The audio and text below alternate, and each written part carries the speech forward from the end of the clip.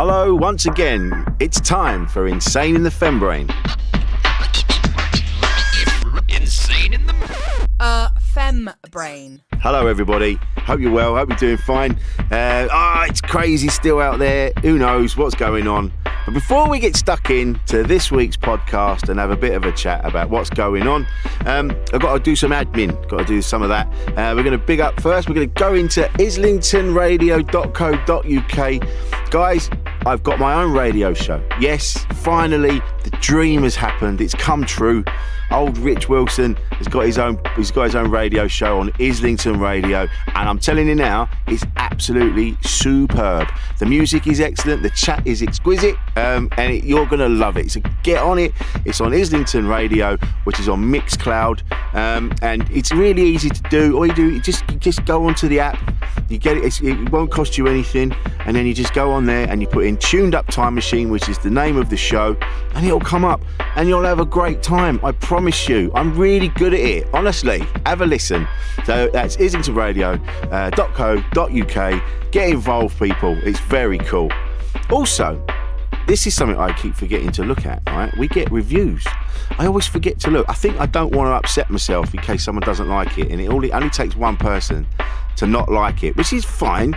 You know, not everybody can like everything that you do. Some people don't like you. That's how it is in the world. But I think that kind of puts me off, and I forget to look. We've got 5-star reviews for Fembrain. I can't believe it. It's fantastic, and I'm looking at them right now on the screen. It's brilliant. There was one, we had Zoe Lyons on the other week. One of my favourite people in the world, and I really love talking to her. And I forgot that we were doing a podcast. We ended up, because we're mates, and we got really open and honest about stuff. I genuinely forgot that we were recording. But it was lovely. It was really nice. And Flissod, I think it says. Flissod, 5-star reviews. Soft shell crab. Absolutely loved the last pod with Zoe. You both had me in stitches all evening. Zoe's metaphor of a soft shell crab was a beautiful work of art. Can't wait for the wedding. My sincerest wishes to you both and your future together. Yes, we did. We have said that if we hadn't sorted things out, or like you can make a pact with someone, we've gone, do you know what? If it ends up if we're just on our own, fuck it. Zoe and I are going to get married. We'll work it out. We'll worry about the logistics later on. But if you're listening to this, get yourself a hat or a fascinator or whatever you want to wear. It's going to be a wedding in the future. Also, we had vet nurse Lisa, wonderful podcast. She says, such a great listen and positive to hear both Rich and guests talk about important subjects and project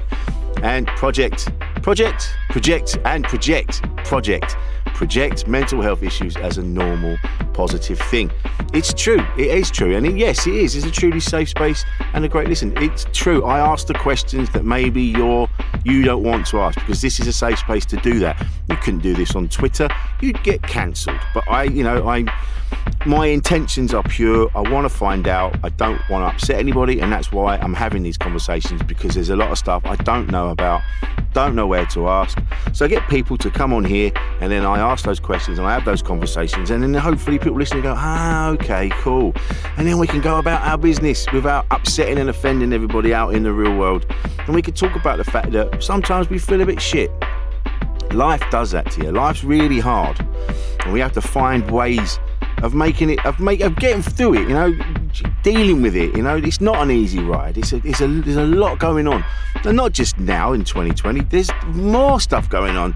Anyway, it doesn't matter about pandemics and the world burning. It's difficult being alive. I'm not going to lie to you. I struggle with it a lot. But this is why we do this, to find it, to show that we're not alone. We're out there. Everybody's struggling and finding a way to get through it, and this is why we do this. So thanks for that, Lisa. We've also got Pandor 718. Yes, Rich has done it again. Thank you, Pandor. Amazing interviews, amazing host. Thank you very much. Now, I know some people listening, he's just reading out his praise. Listen, I'm not being big-headed, but this is nice. Isn't it nice when someone says nice things about you? It's the nice thing. I'm not arrogant in any way, shape or form, or big-headed. I'm just reading this. It's very nice. Thank you very much, Pandor718. Lucy from England. Funny, fascinating and truly important. Yeah, it is. JW487. Brilliant, he says. Or she. I don't know. It could be a she, could be a he. This is JW487, or it could be a they. could be a they. You've got to remember. And that's something else as well that I'm getting my head around because, I'm from the 70s and we only ever had two genders, male and female. And now we're educating ourselves. We find out there's a whole spectrum of people that are identifying in different ways that make them comfortable. And so we should be respectful of that.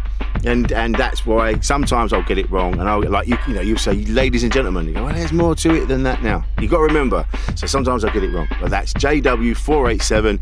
Thank you very much. And I think that we've cut. Oh, Gav Cross, mate. Funny looking. I might like this one even more. Brilliant. He's left 5 stars for Membrane. Oh, dude. Thank you, Gav. Thank you, mate. You did, actually. Yeah, I remember reading your name out. Thank you. Thank you, everybody. Sorry about that. I'm not patting myself on the back. I know, well done. It's just nice, and I want to recognise that. Thank you, everybody. My guest this week on Insane in the Fembrain is a woman called Vix Leyton. Vix Leyton. She appeared in my life a little while ago, and she's fantastic. She's a great human being. She's very positive, very driven, and I wanted to chat to her about how, she's only started out in comedy, and I wanted to talk to her about what that's like now, because I've been doing comedy 16 years, and I kind of had a lot of luck at the beginning where I sidestepped the open mic circuits. I didn't have to do too many of those because I was very lucky to have been given opportunities in other places that meant I didn't have to do it. And also what it's like being a woman now in comedy, coming through, because it was for years, it was very much a male-dominated arena. And just want to talk to her, and obviously things have changed, but I wanted to see how much they'd changed. So I thought, brilliant, why not? Let's get Vix on. Like I say, she's always been very supportive. She's very encouraging of me and what I do, and I'll return the favour, get her on and have a chat. So coming up in a bit is the brilliant Vix Leyton. A podcast from producer paul.co.uk. You've had quite the morning, haven't you? Oh my God. I've just been at my work Christmas party, and they sent us 16 sachets for a taste tour, and it just looks like a load of drugs paraphernalia. I've got powder all over my desk, all over me. I didn't enjoy it. It's the biggest racket I've ever seen. Like, how are they earning money? I thought comedy was a bit of a DOS, but this man literally had us taste salt and sugar. Oh my God. I know. What was that for? Was it a company? Yeah, it's a work Christmas party. Yeah. I dressed up and no one had their cameras on, so that was a waste of my time. Fuck's sake. Mate. It sounds horrendous. But you started your comedy career just when everything went to shit. Well, yeah, I did. A year before, almost to the day, actually. Because I think because I did Mark Watson's comedy marathon to get over my fear of public speaking. I remember. And like many things, it escalated. Yes, you were there. You and Jade. Jade and I were there, yeah. Saw you. Yeah. So it was meant to be just a thing because I wanted to be a female corporate speaker in my day job, because I kept going to conferences and complaining that there were never any women on the panel. Right. And then I get asked to do them, and I turned them down because I was too scared. So I was very much part of the problem. Yeah, there needs more women, but not me. Yeah, but somebody else, if you could just pick that baton up, that would be really great. And as you said, your comedy career escalated from there. Yeah, I got a bit of a taste for it, to be honest. Yeah, the first couple of times going on stage, because it was like the 24-hour marathon show, and the first couple of times going on stage, I genuinely just had white noise in my head. I didn't know what was going on. I'd forgotten how to speak. I didn't know how my arms and legs worked anymore. I was very aware of myself. And my lip was stuck to my teeth, which has never happened before in my life and hasn't happened since. Got dry teeth, yeah. Yeah, it was really weird. It's like drier than my mum's Christmas turkey. But I came off absolutely buzzing. But I used to be a massive show off. So this phobia kind of came out of nowhere. It's something that fascinates me because nothing happened to me to trigger the phobia. So it wasn't like I got up in front of a school assembly and my skirt fell off or anything. I was properly, I did GCSE drama. Right. And not only did I do it, I winged it and didn't learn my lines for the practical until the very last day. And that's how confident I was. And then over the years, I just felt more and more self-conscious to the point where it flipped over from just your normal nerves that you get when you're about to do something big to even in a team meeting at work. If I knew I was going to have to speak in front of like 5 or 6 people, I was not sleeping the night before. Really? I kept volunteering for things as well to try and get over it. And the last one that I volunteered for, I was taking like a social media course. My day job is PR. I got into such a state the day before, knowing that I had to speak in front of 20 people, that I somehow gave myself all the symptoms of a sick bug. Yeah, like I was being sick all the night before. I had a temperature. I was having a shocker to the point where I felt it was completely justified to cancel. And as soon as I sent the email cancelling, I was fine. Wow. Oh my God. So I'd made myself sick with worry, and I kind of parked it from there because it became a thing that I thought, do you know what? I'm in my late 20s. Maybe this is just something I'm never going to get over. Just live with it. But I was getting offered really cool stuff, like the conferences I was being offered to go and do with people that were my absolute heroes. And every time I turned it down, I just felt so stupid. It just felt like a silly thing because it's that thing that it's like, because I'm scared of spiders as well. It's like, what's the worst that could happen? Yeah. But just didn't matter. Nothing I could say to myself, nothing my friends could say to me would change my mind. It was, And and you don't know where it stemmed from. It just kind of manifested over the years. Yeah.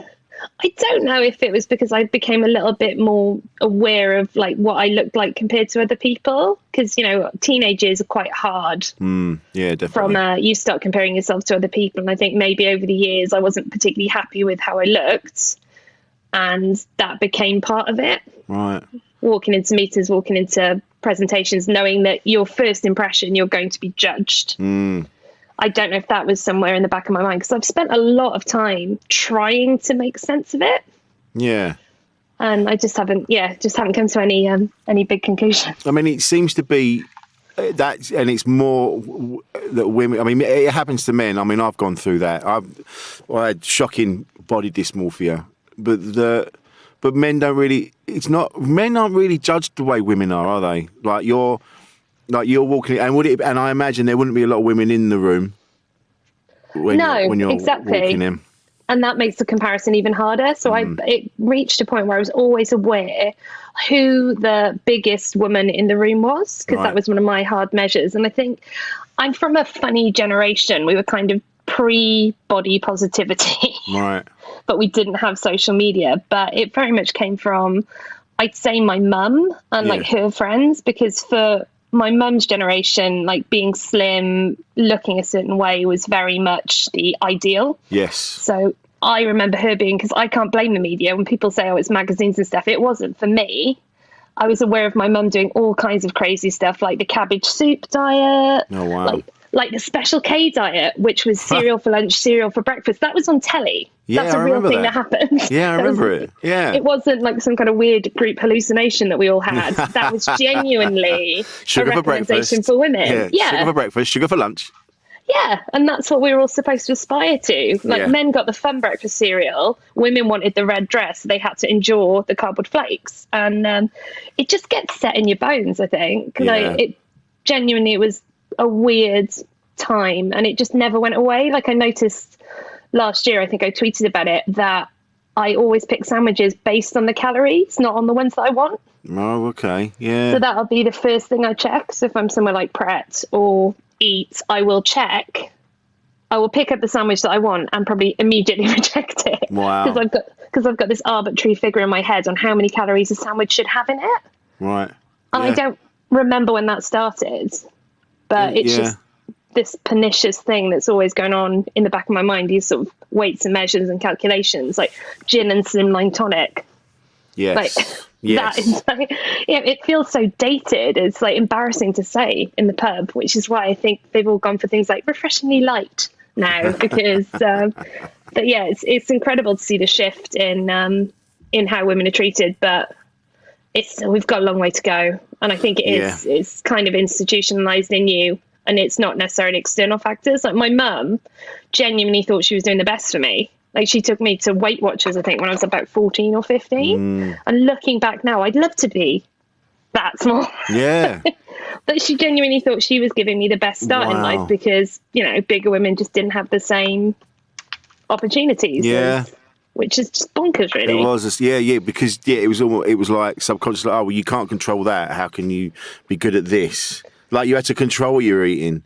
And do you know what I mean? And it's that, and women were always told, no. There was always smaller portions for women, and men had more because, you know, they're growing boys and they need more. You know what I mean?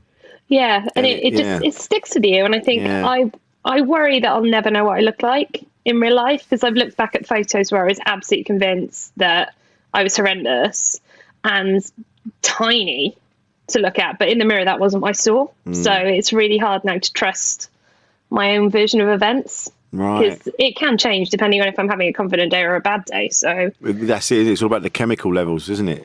Yeah. But faulty wiring. You what? So faulty wiring. But I've had that loads. People say to me, "He goes, no, you're a good looking lad," and I'm like, well, I don't see it. And because you just don't see it, and I can't. There's nothing I can do to change it. If I'm not feeling it, I don't feel it, and I can't see it. And it's so shallow, and I'm so sad for my friends when they say the same thing. And it's I think that's the thing that frustrates me most. What I recognise and think beautiful in other people, I cannot apply to myself, which then makes me feel a little bit hypocritical. You know, I read the books, I like the body positive Instagram, and I mean it with my whole heart. That when I see people, I see the beauty in people, but if I could wake up in the morning, I think it'd be 2 stone lighter, I would take it. And that is sort of a sad thing. I think it's a sad reflection to come to at 36, that so much of my self-esteem is tied to something that is so nonsense, really. It's just it was just the way society's been. I hated photos, and that's the thing. This is why comedy has been such a shift. Like, I cannot understand why I'm doing it, because everything about myself suggests that this would be my worst nightmare. And, you know, it's that thing, isn't it, where people say, oh, you're so brave to do it. But I think the first 6 months I was basically carried by the fact that I was doing something that I never thought I'd be able to do. Like, the adrenaline of just doing it, I didn't even worry if it was good or bad. Just the thrill of being able to get up in front of people when it had been years and years in the making, of thinking that was something that was kind of lost to me, just drove me through to the point where I was like anti-nervous. I was like really, really chilled out for a lot of them, considering I was like right at the very start, and very bad. We're all bad at the beginning. None of us. I'm not great now, but atrocious. No, but it takes time. It takes time. You're not crap. You're learning. You're learning like anything when you start out. Not many people walk out straight away and absolutely smash it. We all start off shit. I was supposed to do 5 minutes at my first gig. I managed 2.5. I got one joke out. Couldn't remember what I was doing, and then got told to get off. Just get off. You're doing it. It's fine. And yeah. But what is amazing is that's enough. They were like, yeah, that'll do, pig. But what is amazing is that you're so, like you were saying earlier, your nerves are so bad that the fact that you get up in front of people and do this is extraordinary. And I got told by a comedy promoter, I think on like my 16th or 17th gig, that I couldn't speak about what it was like to be a comedian until I'd done at least 100 gigs. Well, and that was, well, yeah, but it's like a red rag to a bull. It's like, don't challenge me to stuff. So I did 100 gigs in a year. Just to prove a point to someone whose name I can't even remember. But at the time I was like, I'll show all of you. It's, all these rules and that get people put on it. It's like, if you're doing it, it's fine. You're doing it. You're a comedian. You know, there's always like, I mean, I've even said it myself. I've said it. I think I said it the other day. I'm like, you can't call yourself a comedian unless you're getting paid for it or earn your living from it. But that's because I was in a bad mood. I was fucked off about something else, and someone asked me that question at the wrong time. But I think if you're doing it and you're making people laugh, if you're stood in front of people and you're making them laugh, you're a comedian. That's it. Yeah, I'm so impatient for stuff as well. And I guess the problem is, you know that you're going to be bad and you're going to steadily improve. But we're all the hero in our own film of our lives, aren't we? Of so you course. also We are all secretly hope that maybe you're the like 0.01% that actually goes like from 0 to 100. And it's kind of taught me a lesson about that as well, because PR is the job that I've been trained for. So that's been my career since I was like 22 or 23. Yeah. That is basically the art of twisting a narrative to suit yourself. So I've kind of had to reprogram myself in terms of there's not, you can't manipulate your way into this very easily. Obviously, privilege exists, so the opportunities aren't freely available for everyone. No. But I think there's a certain leveler to it. Oh, for sure. With comedy. Yeah, absolutely. There is a lot of luck involved with it, I think, with opportunities, very much so. I sidestepped the open mic circuit because my partner was running a comedy club, and so I got to MC that on a Friday night. And because of the name behind that, they went, other clubs went, well, if you're doing that, you must be good enough to come and do this. Yeah. And I kind of got thrown in at the deep end. So I can't imagine what it must be like to actually spend a long time on the open mic circuit. And is it still as male dominated as it was? Years ago it was, definitely. Yeah, hugely. It's nice because there's almost a kind of collegiate feel to it. Okay. Like the women that started around the same time as me, it's an absolute joy to see them at other gigs. Like genuinely, you're always thrilled, and it feels like there are kind of almost like schools within comedy. Right. So there is like a circuit within the circuit. So I was on a circuit with what felt like I was seeing the same people over and over again. There was one comedian that I think I did 5 gigs in a row with over the space of about 10 days. And I said to him as a joke, should we swap sets? And he went white as a sheet because clearly he hadn't retained a single joke of mine that I told. Whereas I definitely felt confident I could have done his. Yeah. Sexist pig. Yeah, but it's great. The support you get from other women in the circuit and wherever they are. So I've been so lucky in terms of like I started hosting gigs because I tried to sidestep the open mic a little bit by putting my own gigs on to give myself more stage time and more experience. And because it's privilege because I have a day job that is pretty decently paid, I was able to offer a fee to a professional headliner. Excellent. So rather than just put another open mic on in another pub that, you might stumble upon, I was able to put a dream act on that I got to then meet, which was great for me because I'm such a comedy geek. I've been in another comedy since I was in school. I did Eddie Izzard's DVD was my A-level coursework. Oh, wow. Wow. I deconstructed his speech patterns and how the jokes were constructed and told. Like I was such an anorak for it. I'd listen to comedy DVDs like I listen to albums. So I can there's loads of comedy DVDs I probably could still have a good stab at. Just recite every word. Wouldn't recommend doing the material to the comedian when you meet them though. Eddie Izzard was very patient with me, but I don't think they loved it. Nobody wants to hear that either, do they? Hello, Idol. I studied you in school. Yes, that's how old you are. Absolutely. I might as well have just been sick on their shoes, for how badly that went. I remember saying to a comedian before I was a comedian, I think your stuff is great. When I tell it to my friends, they think I'm really funny. So thank you. Brilliant. Yeah, I'd only been there. That was when I started up the creek. I'd not been there very long. And he graciously, he was pissing at the time as well. I was in the toilet and he graciously went, oh, yeah, cool, man. And then must have thought I was an absolute tosspot. It's a weird art, isn't it? Like for any other genre, it'd be like a covers band, but it just doesn't work that way for comedy. There are people that do it. There are Peter Kay tribute acts. And there are some, but it's not the done thing, is it? It's not. It's just generally weird. Frowned upon. Yeah. And I think that's the thing that I noticed the most about my early sets. Like I thought I had some gold down, but then I go along because having done 100 gigs, that meant I'd seen about over 1,000 acts on the open mic circuit because it was always like between 10 and 30 acts on in an evening. That's a long night, that is. And it's a lot of comedy. that's a Monday for you. And people are like, why are you drinking? I was like, how are you not?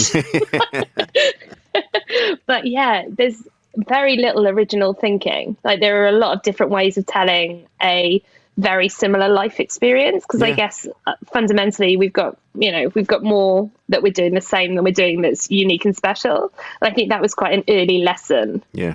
I think Ricky Grover said that to me. He said there's not many things you can talk about, and don't worry about covering a topic that somebody else has covered, because it's your version that people want to hear. It's not, so don't worry about the different. It doesn't matter. Yeah, like you say, we all sort of covering the same ground, but it's just your version that people want to hear and find interesting. So that was a nice thing to learn early on. Yeah, because it's tricky for me, because my life is basically a French farce. Okay. So trying to find running around through from one door to another, just running around in circles. Exactly, just opening doors, closing doors, getting knocked over. So finding the line between things that are so generic and relatable that maybe they're dull, and things that have happened to me but are somehow unbelievable. And I know they happened because I was there.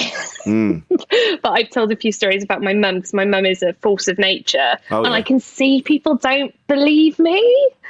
And it's like, I know this is funny because I've lived it, and it has to be funny because otherwise it's harrowing. But this is not landing, because it just sounds too ridiculous to be true. Because my mum is basically a bit of a prankster. She lives in a complex full of old people. She's the youngest one, and she rules it like a prison yard. She's like genuinely. BR, is not B, was it in Prisoner Cell Block H? Yeah. She's brilliant. And my mum will give you the world. And this is a characteristic that I've kind of inherited and I have to be aware of. My mum she just falls in love with humans. She used to constantly, I think that I was an old soul as a kid, because my house was always full of fascinating people. Right, okay. So I didn't know. Just bring them back. She could meet somebody in the post office queue, basically, and they'd end up sitting by our kitchen table being fed by her. I met some of them. Yeah, genuinely. My background was so varied. I didn't realise that lesbians and gay men were unusual to other people until I got to high school. Because my mum had such a variety of really interesting friends. I just knew that Gareth and Tony were together, that Claire and Debbie were together, that my mum and dad were together. I didn't know that was something that other people found strange. And I went to a Catholic high school then and learned some things. But yeah, I was taught that, but it just goes to show that hopefully we can move towards a world that is a little bit more understanding of different ways of living. Because if I could be brought up to the point I got to 11 and was very much an LGBTQ advocate without even realising I was. Yeah, just how life should be. There's hope for all of us. But she's intense, my mum. But yeah, you have a good relationship with her. We're too similar, I think. And I think I recognise in her the things that I've got about me as well. And I'm not very tolerant of them because I don't want them to be true.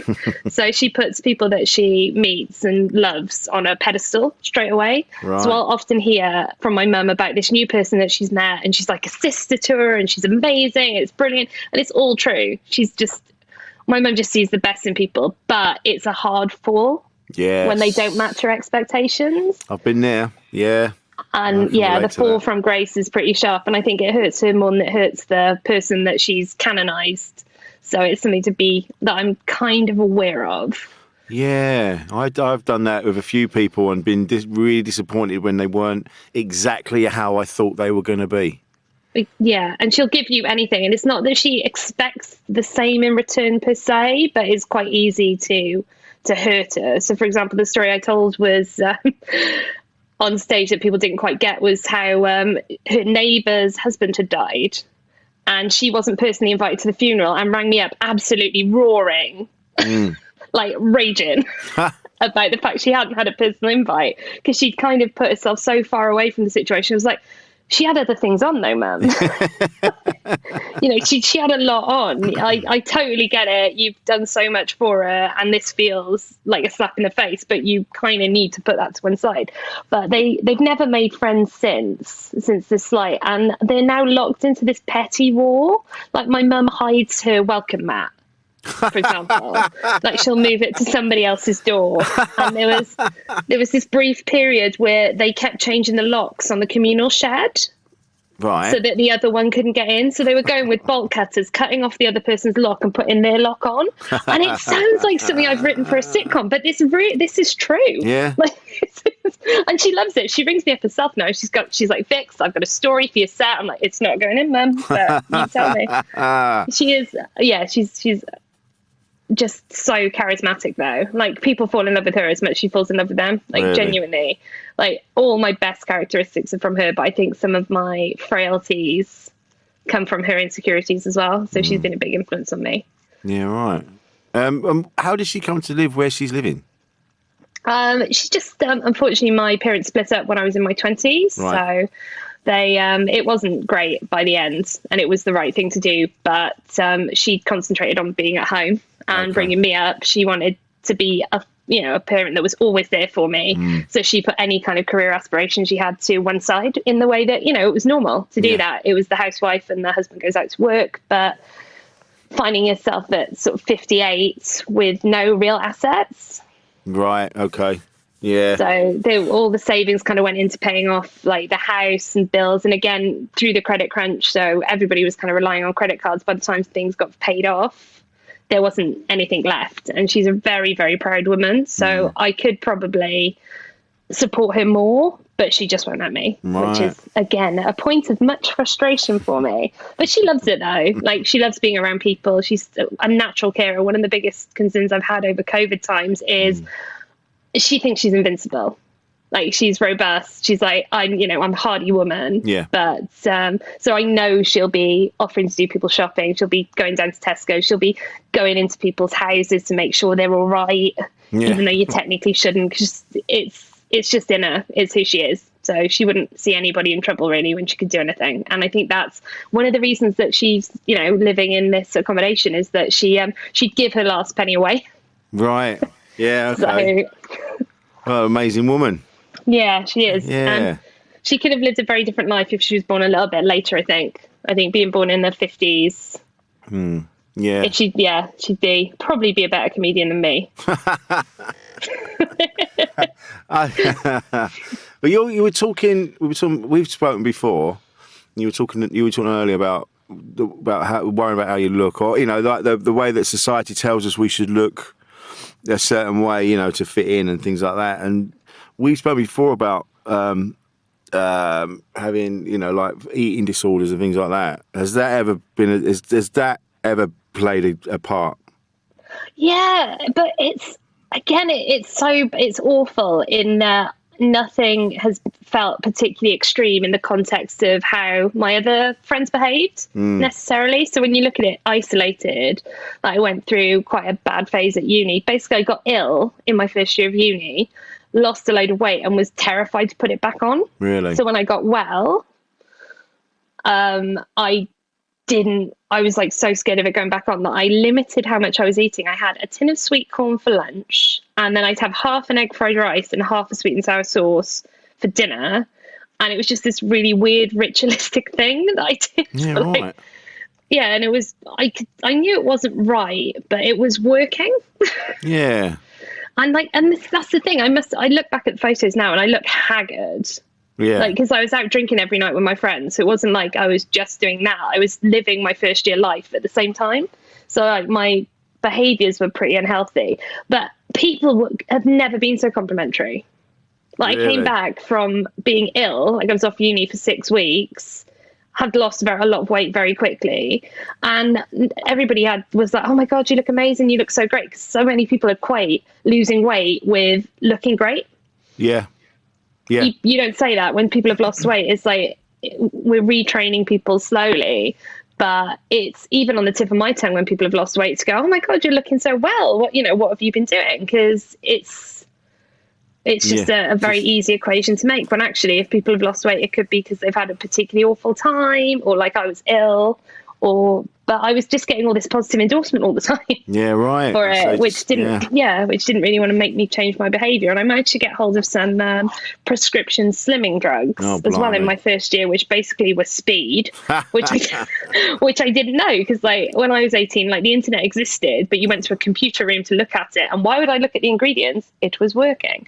So I had quite anxious first year all in all, and unsurprisingly I failed.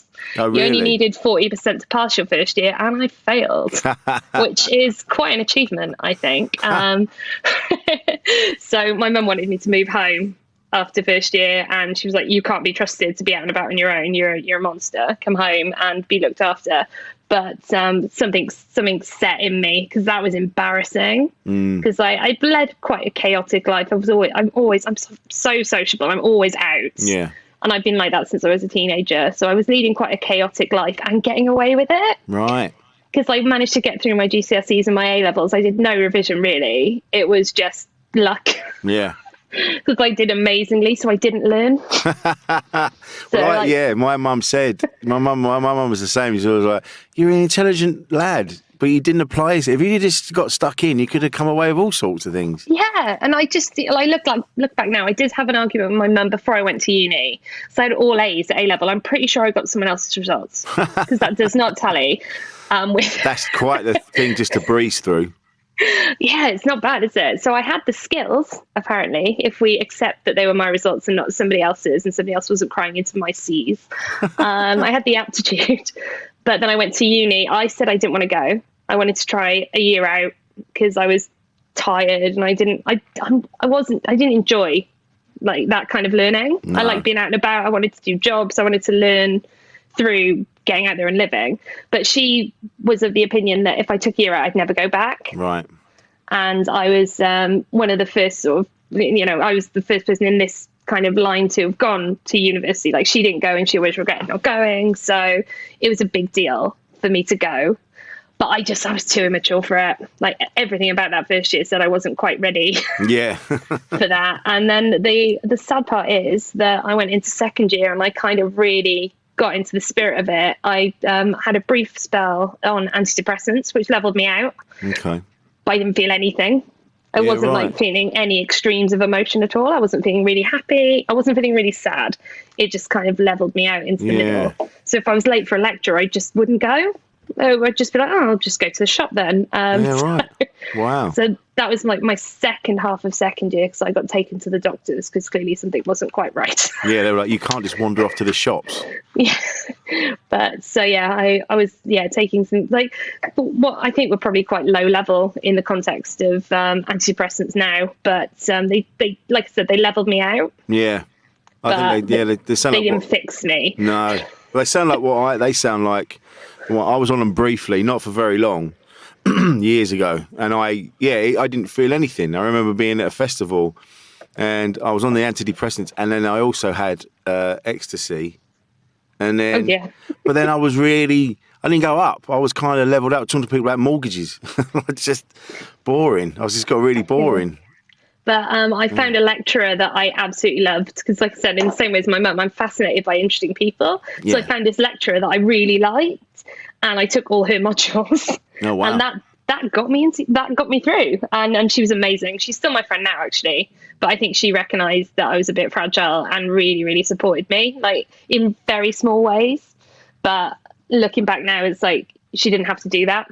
And it's great that we're still in touch. But yeah, if it hadn't been for her, I probably wouldn't have finished. Yeah, right. And then I started to get firsts, which was a bit of a fucker, because I'd already done my averaging. So I came away with like a 2-2. It was like a high 2-2, but my academic record didn't support them putting it out to a 2-1. So on the borderline, it just didn't kick through. Right. And that was a really hard lesson of like winging it and doing well, and cocking it up when you've got 20 grand of debt to show for it. So not one I'd recommend, really. I don't know if I do uni again. I didn't do it right.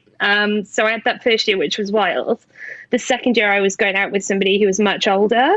So my boyfriend was 27, because I needed that. Basically, I needed to be rebuilt. And I was, like I said, I was a little adult anyway. So I hung around with older people. So I didn't really experience uni the same way everybody else did. Okay. And then by the time I went into third year, I'd kind of completely disengaged. I had a couple of friends at uni, but I also, because I'd stayed at home in Cardiff, I never had to make long-lasting friends because I had them. Like my friends were coming home from uni. I had a job. I worked in Tesco's like 3 days a week. So I had all these friendship groups that already existed. So I didn't have to put the effort into making new friends. No. And I think if I'd gone away and I had to rely on this sort of nuclear family that you create when you're in a halls of residence, I would have had a very different experience. Yeah. So if I had done uni again, if I could make my own choices, I would have taken my year off and I would have gone away. I think I was too cowardly to commit to uni because it felt too scary. But there's an assumption that if you don't go to uni, then you failed. It's that thing. Everyone did. Everybody I went to school with, like pretty much all the people in my year that did A levels rather than the more vocational things that were for the more practically minded. It felt like everybody went. I couldn't have been the one person that didn't go. I think I would have had like severe FOMO. Yeah, right. Very different with my school. I think there must have been 2-3 tops that went to uni from my school. It just wasn't a thing.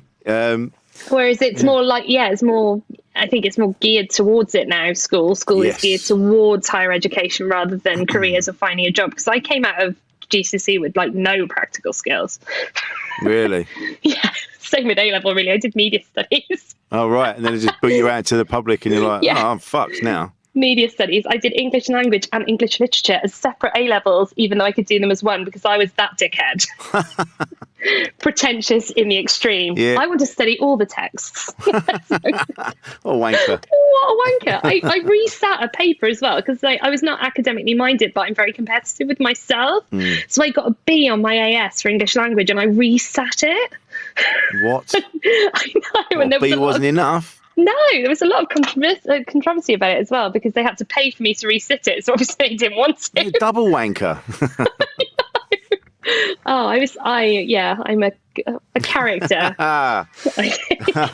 Sometimes I'm a parody of myself. Mate. And then you started in comedy, and that just kind of took you. That didn't. You just started it. You didn't know it was going to actually go anywhere. No, I just thought it would be nice to have an interest because my interest up until that point had been drinking with friends. Yeah, cool. And I was always jealous of people that had like hobbies and interests outside work. And I tried it because I was absolutely spoiled with my first ever comedy gig because it was an ACMS and I got booked by Tom Tuck and Amazing. The audience there were glorious. And I didn't realise what a big night it was because obviously I didn't know anything about comedy. But it was so good. I think if I'd had a bad experience, it probably would have been enough to put me off because I was on a knife edge for it. But it was just such a good start. And then, just started gigging, really enjoyed it, really enjoyed the break because like my career up until that point had been PR and it was 24 hours a day for me because I kind of defined myself by it because it was my kind of biggest achievement, I think. I was working for national brands. I was managing to climb the ladder quite well. Didn't feel like something that I could get out of. And it started to feel less like a journey and more like a bit of a prison towards the end. Right. So before lockdown, I was starting to think, what do I want my career to look like? Because I always felt locked into PR. Once I got good at it and they started to pay me more and more money, you have to stop thinking about whether it's for you. Really? Because it feels like, well, with any career, I guess, you're kind of locked into a path and you get used to some quality of life. Yeah. So I could have retrained maybe to do something else, maybe to try journalism, but they're not paid as well as PR people. So I was like, because I stopped enjoying it. Right. Yeah. Like years and years ago, I think. Like it's fun, but it was just a job. It went from being something I desperately wanted to do and that was like a real passion of mine to a bit of a trap that I put myself in. And it was 24 hours a day by my own hands. Like there was never an expectation for me to work all those hours, but I was it's that kind of imposter syndrome, I think. I was aware that I was in a very senior job. I wasn't really sure if I should be there. Right. Because, sometimes you get jobs and you go, I don't quite know how this happened, so let's just make it work. And I've been waiting to feel proficient. And I've been doing this job for about 14 years now, and it hasn't come yet. So maybe I need to accept that it just isn't coming. Like feeling like an adult is like, it's not there for me. This is going to be my life. But yeah, I always felt like I was scrabbling to uphold what I sold in the interview. So I was answering emails at like 10 o'clock at night. I was waking up in the morning, checking emails. I was on holiday checking emails. Like I said, no one made me do it, but I just worried what would happen if I stopped. Right. And the beauty of comedy was that I was able to, I had a hard stop. I had somewhere else to be. Yes. And when you're at a show, you can't be checking your emails because you're supposed to be paying attention. Yes. Like if you're sat in a room with people, you should. Not everyone does, but I try where I can to give them the respect of like at least one eye. And I genuinely love comedy as well. But also I was doing comedy in places that didn't even have Wi-Fi. So you properly fucked. Murder bunkers, basically. Some of the venues I was in, like I would not set foot in there if you paid me money. And all of a sudden I was like striding in. I was like, no women's toilets. Great. Lush. This is my dream. Was there a lot of sexism coming through? Because I don't know. I've been doing it 16 years, and you hear these stories about. There's a lot of stuff over the last couple of years, or last year even, with the Me Too movement and the things happening in gigs, like men saying of being inappropriate at gigs or wherever. Did you experience any of that? Is that? I think I'm too old for it, to be honest. I think because I present like an adult. Even though we've just said you're not. I know, but I look, sadly, the insides don't match the outsides. Because I'm a grown up. I think people know it's probably not worth trying it. Right. Because I hear the stories and I'm like, and it seemed to be. They're believable. No, absolutely. But what I mean is it sounded like it was happening to newer acts rather than, I'm not saying things didn't happen that hadn't happened in the past with established acts, but it seemed to be a lot happening for newer acts. I think there are, when you are running a gig, it's probably quite easy to get carried away with your own power in that situation. Right. And that is problematic. And there's a lot of sometimes it does feel a little bit like a boys' club. Like you see the same acts doing the same nights over and over again, but you keep getting turned down, or you're the one woman on the bill. And that's not always great because it's really hard to know how relatable your material is if 50% of what you hope will be your audience one day isn't in the room. Yeah, true. Yeah. So it's like, hey, who here has made a friend in the women's toilets? Wow, none of you. Cool. Yeah, great. That's been my sign. Bye. And you get introduced in like different ways as well, like patronizing ways. So it'll be like, oh, isn't she cute? It's like, I've just done a 5-minute set about Italian toilets. There was nothing cute about my experience in the Italian toilets or my telling of it. It was actually quite crass. Or isn't she adorable? Isn't she lovely? Like it's not, men don't get described like that. No, I've never been described as cute.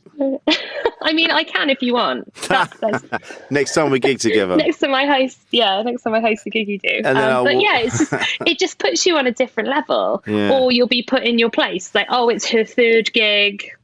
Like, I think I've experienced a lot of unsolicited advice, really? For sure. And that advice has always come from men. Yes. Oh, yeah, this was a really good joke. But do you know what you should do? No, I don't know. I don't want to hear. I didn't ask. No. Just at the bar. I mean, it's happened now and again, but not all the time. When I was new, but it was always from someone that I respected and was happy for them to be talking to me and happy that they gave me that advice. But this seems to be happening. Yeah. This seems to be people giving advice that have been on the open mic circuit the longest. They haven't really progressed, but because they're like the big fish in that pond. And you have to make a choice at that point, I guess, whether you do want to sort of throw yourself into bigger waters and be small again, or if you choose to rule that kingdom. And I think one of the positives that's come out of lockdown to a degree is I'm seeing women who I've been on the open mic circuit taking a chance setting up their own open mic nights, and that's going to make things feel different. Yeah. So when I set mine up, I wanted to make sure it was in the back of my mind that I wanted it to be the kind of gig that I would be thrilled to turn up at. Yeah. Where the toilets were nice, where there was a green room you could sit in, where you felt safe, like where the bills were balanced. I don't do balance like boy girl, like that's not it. But they tend to sort of balance themselves out because I just like good comedy.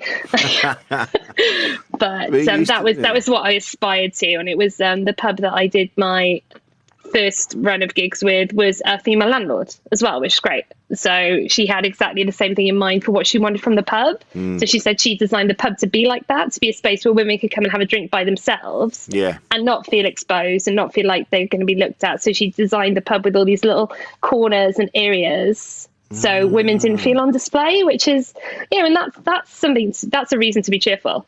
Yeah, absolutely. There is that. Women are taking this up, and I've seen loads of female promoters sort of coming through, making these gigs work, where some of the sort of male promoters that I've seen have sort of fallen by the wayside.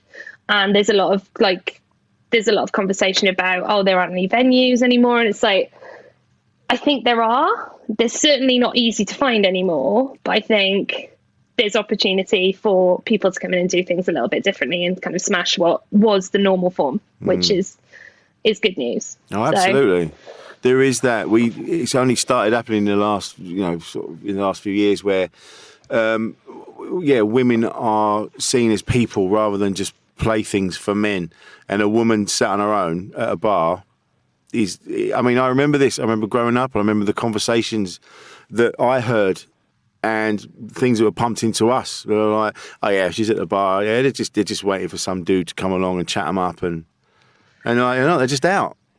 But then women wouldn't be able to do that because it was dangerous. I hated going to pubs on my own. I'd wait for my friends outside before, and that's another thing that changed when I started to do comedy. I got a lot braver about going and doing things on my own. There was just something. It's not. You will be approached. And that's the thing. It doesn't matter. Like, you cannot be on your own. No. In some places. And it's an uneven world. I tweeted yesterday that Google should have a facility in their maps to show the well-lit routes. So you can choose to go a bit longer, but the street lights will be better. Yeah, I had that myself. I had to ride my bike from somewhere the other week and it sent me through the woods. And as a woman going through the woods in the dark, you can imagine what that's like. I was shitting myself. I'm 48. And I'm pretty sure I'll probably get through the other side unmolested. Yeah. And it's just, there's always that 1%, because I broadly feel quite safe around about London, which I don't understand why, because like the stats don't bear that out. But I usually feel quite safe. But yeah, occasionally, like, because I live in quite a rough area, it's up and coming, but it's quite a rough area. And it's like walking back from the station past 10 o'clock, you get approached. I get approached quite often. Like, a guy cycled so close behind me a few months ago that he nearly fell off his bike because I tried to speed up and he sped up with me. So he was like, I could feel him breathing down my neck practically. Oh my God. So I slowed down and he slowed down. Ugh. And he slowed down to the point he almost fell off his bike. Oh my God. Which is insane. And I got to my front gate and I literally slammed it in his face. Now, I don't think he had any intention for me other than to scare me, or he was playing some kind of weird game in his head. I don't think he necessarily had malicious intentions, but I was really like proper white noise in my head scared. That's a fucking weird thing to do. But it's not unusual, like men walking too close. And I wonder if there are some men that think that maybe you're reassured by them being close because it's otherwise deserted. But my advice is just stay as far away as you can. If you see a woman on her own, like I had a guy accost me in an empty train when we came out of lockdown as well, who sat next to me because he wanted me to feel safe, and he kept pointing out that he knew that I was a woman on her own late at night, and I was like, great, I feel so safe now, thanks. Because the thing is, you're a woman on your own. He was like, can I ask you a question? Which is hateful. I had my headphones in and I was like, he was waving his hand in front of my face because I was resolutely just watching something on my phone. And I was like, hello. And he's like, can I ask you a question? I was like, we just did. You know, it's a cheap shot, but we're comedians. We go for the laugh, don't we? Yeah. So we just did. And he's like, can I massage your feet? What? And you were just sat on a train? I was just sat on the train, minding my own business. It was like the last train of the night, and it was a long time to the next stop. Ugh. And he was like, "Hey, why no?" I was like, "No, absolutely not." And he was like, "Why absolutely not though?" And I was like, "Well, because I don't want you to." He's like, why? I'm just being a nice guy. I'm offering you a nice thing. And I was like, what? I don't think it's nice. He's like, how have you decided I'm not nice? I was like, well, everything about this. Yeah. What don't you get about this situation? And then he continued to pester me, and obviously he got off at the same stop as I did. And I genuinely, like, I tried to make a joke out of this, and said it at comedy night quite soon after, and I can't do it because it's not funny. Like, it is funny. The run up to it was quite funny, but it's not funny. And like, as we got off the train, he said he'd really enjoyed chatting to me. What? I was wondering what picture my mum was going to use on the news when I was murdered. Like, that was where I was at mentally, and also worried that people would have seen us on camera together if something did happen to me, and it would look like I'd gone with him willingly. So I had all of these things going on in my head. I was just trying to get home. Yeah. And he was like, oh, it's been really refreshing to talk to you. It's nice to talk to like a grown-up woman. I normally talk to girls and they all just want to sleep with me. So this has been really nice to be challenged. I've had a great chat. And I was like, is this going on? I've had a really scary 15 minutes with a maniac, and you are walking away feeling like we had a great chat. Like, he's obviously talking shit, isn't he? Are you crazy? Oh my God. Like, so he was just trying another angle. Yeah. Maybe so that would have. Maybe that. All other women are trying to sleep with him, and do you know what? I find that very hard to believe. Fucking hell. But yeah, and he was like, oh, don't worry, I'm not going to walk the same way as you. And I was like, oh, why would I think that? Everything that you've done over the last 15 minutes. And I got around the corner because I had to walk because I didn't want him to be angry. And that's the thing. I couldn't tell him to fuck off. So I didn't want him to be angry at me. Right. Because I was on my own. Yeah. Like, even if I'd ring the police, we were on a moving train. So what do you do? So I had to be nice enough that he wasn't angry, but also not nice enough that he thought he was in with a chance. So... Right.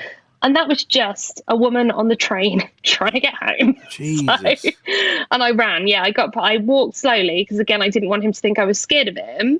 Walked slowly around the corner and then just ran to my front door, like, as fast as I could. Because I'm normally quite laid back. Like, I've been very, very lucky. I haven't had any bad experiences with men I could speak of.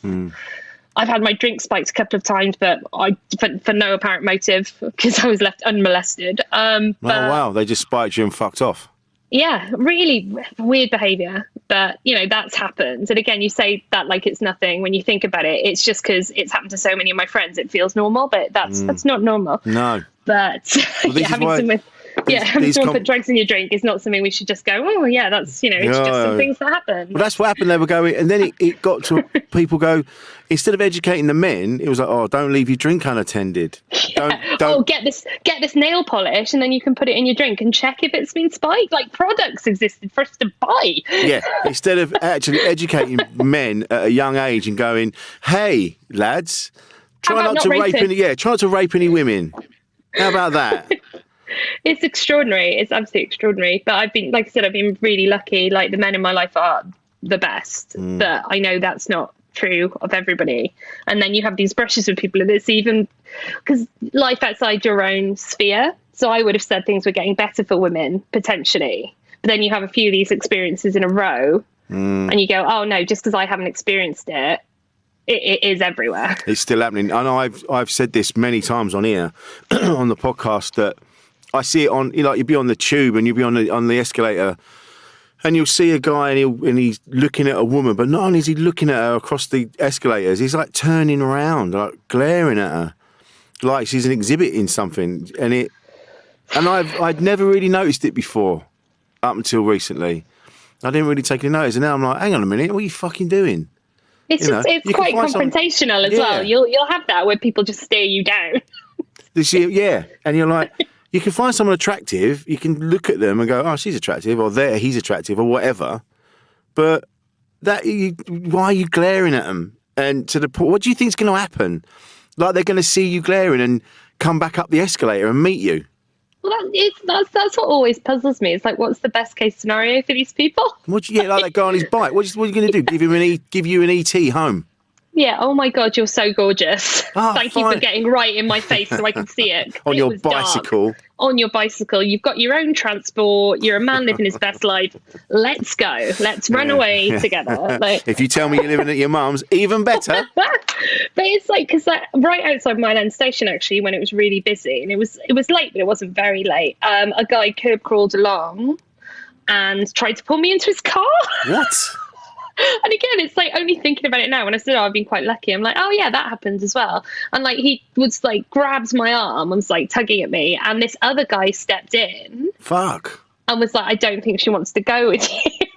And he was quite a big guy. So the guy in the car withdrew his arm back in, but then curb crawled along behind me. And then this other guy walked me almost to my house, but I didn't know the other guy either. No, so God. I had to trust one stranger over another. I was like, this guy could also be sinister, but this one definitely is. So I would rather take my chances with this stranger to walk me home than walk home on my own, knowing that this other stranger has definitely got an idea in mind. Unfortunately, it was a really lovely guy, actually, and he saw me into the house, and it was, But it was a gamble. I had to gamble between these two people. But it was like so bright. Oh, really? Like, the lights of the station were bright. There were loads of people around, but nobody got involved. But yeah, because like I suppose I wasn't screaming. It was just I was so shocked. I was like, I don't want to. And then his arm shot out, and I was like, oh my God. How dare you? Yeah. But yeah, by the time I realised what had happened, this other person had stepped in to rescue me, but he could have been just as dodgy. But they could have been working together. Oh, God. Yeah, there's that. And as soon as I got in, all these scenarios, as I was walking back with this other guy and he was chatting away, all these scenarios were going through my head. It's like all this risk assessment you do as a woman all the time. And you just, it's no wonder we're tired.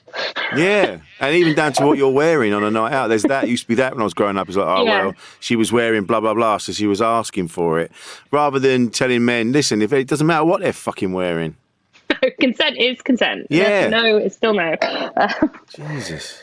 I'm exhausted just listening to it.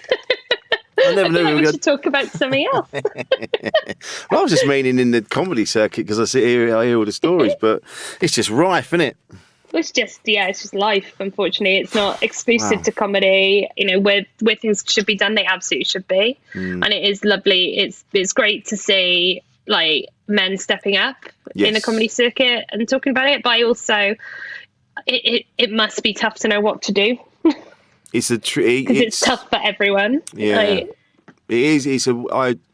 I've experienced it where I've had conversations with people that I've heard things about, and then I've ended up in a car with them or wherever, and I've brought it up and gone, look, dude, I need to ask you something, and it's always ended up in a fight, not a punch up, but an argument.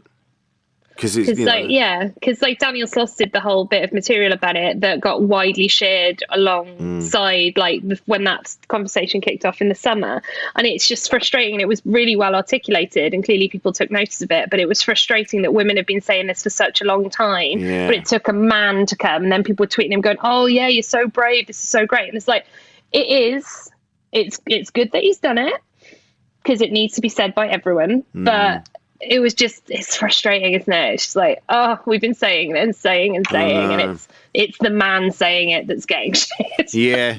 Well, it is. It's fucking typical. It's typical. But it's funny with mates that I've had, and I'm not friends with them anymore because you hear just the way they are and the way they talk to women and the way they are with women, and you go, instead of, because we didn't feel we could say anything, you just kind of distance yourself from them. That's what we used to do. You kind of go, I'm just not hanging around with that dude. But then obviously he's going off and he's still doing his thing. So it's good that we now feel like, hang on a minute, mate, I'm not fucking having that. I'm gonna have a word with you about that. But that's a new thing. We haven't. That's never been the way. Not really, unless it was something really extreme. But it's tiny steps, isn't it? Yeah. Well, at least this is it, and at least it's starting. Are you all right? You've gone funny. Yeah, I'm fine. I'm here. I thought I'm still here. I thought the connection had gone. No, I was just truffling through my wine. If in doubt, get pissed. Well, like I said, I've been on my work Christmas party. Oh yeah, so you've been gently drinking all day. Just quietly, just one or two to try and fake the Christmas party experience that you would have if this was the old times, the pre-plague times. Yes. How are you finding the Zoom gigs? Oh, they're funny, aren't they? It's a strange vibe. Yeah, but is it? Do you treat them like a work thing, like you said before? Do you treat it like a gig, or do you treat it like your, you know what I mean, like a work thing, like your a presentation? It's for me. It's probably, I really enjoy it because I like comedy. I like comedy when it goes wrong. I like comedy when people absolutely kill it. I just love it. I love the tension of comedy. Like, are they going to be good? Are they going to be bad? I get a lot of joy from that, whereas I've got friends that have got like a very low gag reflex for embarrassment, like secondhand embarrassment, and they just cannot cope. So with Bringer gigs, it was like trying to work out the ones that would turn themselves inside out with horror if someone died, versus someone who would take it in the spirit that it is. It's like one day, move on to the next day. They were better last week, they'll be better next week. So I enjoy it. Like, I get a lot out of the gigs. I watch the other acts. I'm always up in the comments. I'm a big laugher as well, like, because I just genuinely, I get a lot of joy from comedy. So I went to see Sakisa's Work in Progress last night, and it was the one night off I had this week, because I had like corporates gigs. I hosted a gig on Tuesday. It was the one night off I had, and I used it to go see someone else do comedy. Wow. It was such a good show. I have no regrets. But in that way where you make plans when you're a younger, more optimistic person, they roll around, you're like, I don't want to leave the house. Yeah. And I've got worse. I think that is a unwanted side effect of lockdown, is I have got more hesitant about committing to all the things that I used to. So now, like, the idea of 3 social things in real life in a row sounds exhausting, whereas before I could be out 5 nights a week and I'd be looking at like, oh, we can do brunch on Saturday morning, because I just fills my time. And now I'm getting a bit anxious. It's like, oh, what if I'm tired? So I've got this kind of sort of Stockholm syndrome for my house. Yeah. All I want to do in lockdown is like get out. Like, to the point I sat on the balcony in like sub-zero cold the last week of lockdown to have a different office. And now that it's back on offer, I'm agitated about doing it. It's really, really weird. Yeah, I think a few people feel like that. We've now so used to it. Going back out is a bit odd. Like, I just didn't take my bag the other day, because you don't need a bag in your house. I don't need keys to open the bathroom door. I don't need money to buy things from the fridge.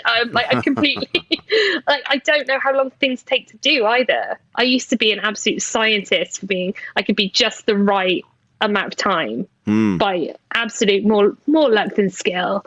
But I just didn't leave any margin for error. And now if a journey is going to take 20 minutes, I'll probably give it 45, because I've just lost all faith in my ability to get from A to B. Yeah. It's really weird.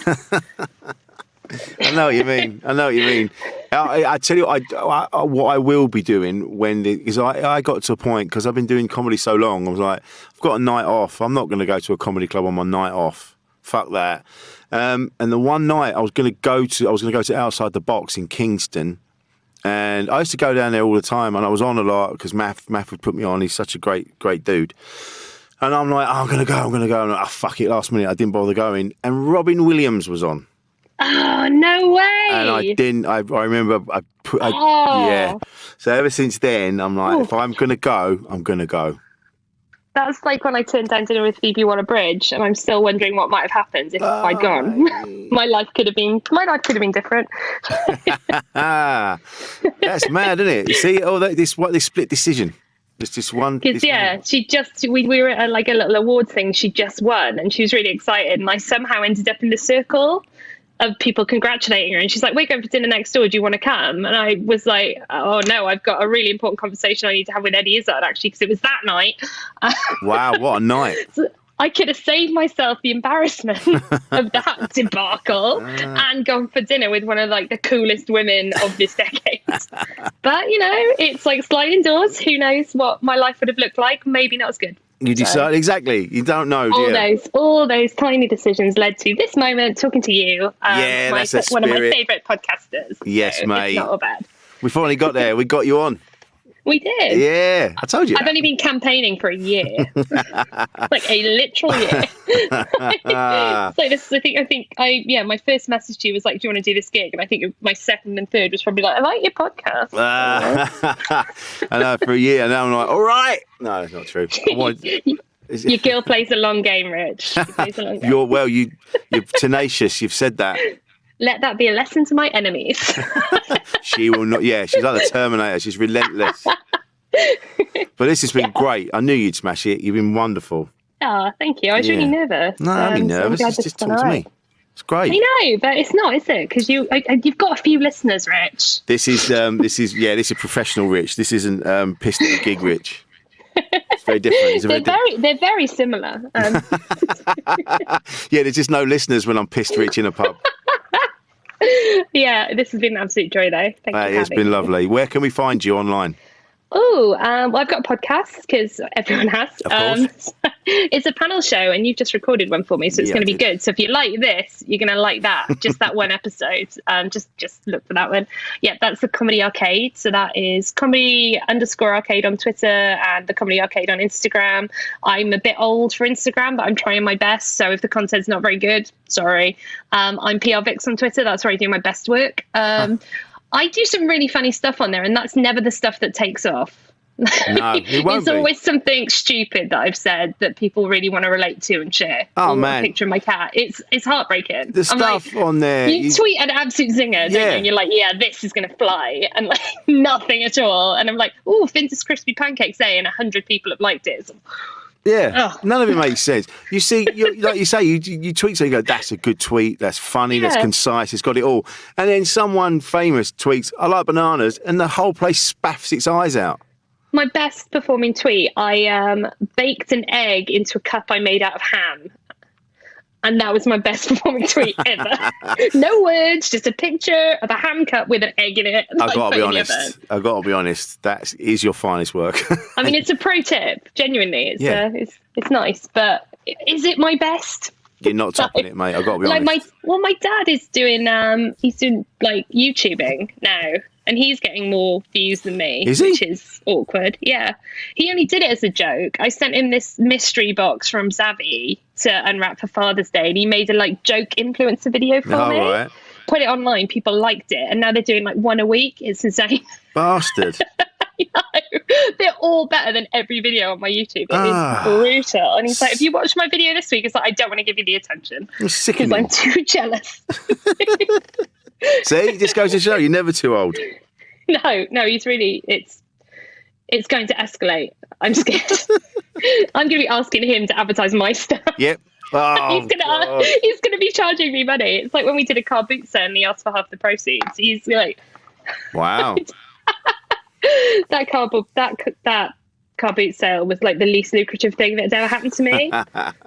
We had a boot full of stuff and it cost us £10 for the plot. I bought a burger that was a £5 and we sold about £7 worth of things, and my dad wanted £3.50. So it was like 5 hours work for less than 60 pence an hour. And everyone mocked my CDs. It was don't do car boot sales. They are not lucrative. Now look at him. He's an influencer. Leyton. No, I think he picked up one of my dresses and said, look, it's so cheap. If you don't want to wear it, you can rip it up and use it as dishcloths. Oh, wow. Thanks, Dad. Cheers, Dad. So I've had an interesting upbringing, Rich. Yeah, you have. Yeah. It's a rich mix. But now look at you. Look what you're doing. You're smashing it. You're on Insane in the Fembrain. Yay! This is another life achievement unlocked. That's the sound of me ticking off my list.